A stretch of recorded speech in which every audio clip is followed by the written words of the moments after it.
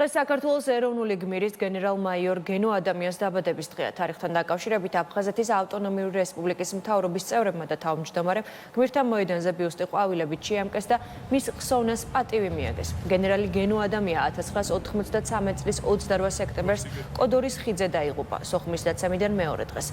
ის სოხუმის 23 ბრიგადის ხელმძღვანელი იყო. ბრიგადა, რომელიც 5000 მოხალისეს აერთიანებდა, მან საკუთარი ძალებით ჩამოაყალიბა.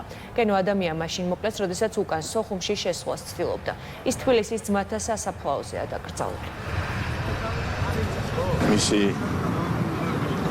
ღვაწლი ქვეყნისა და ერის წინაშე არის განუზომელი და ჩვენი ვალია, რომ ჩვენს მომავალ თაობას გადავცეთ ჩვენი გმირების შესახებ და ყველაფერი გავაკეთოთ იმისათვის, რომ მათი სახელი იყოს უკტავი და ახსოვდეს ჩვენს ქვეყანას და ჩვენს მომავალ თაობას. გენო ადამიანს 12 ბრძოლა მოიგო ომის პირობებში.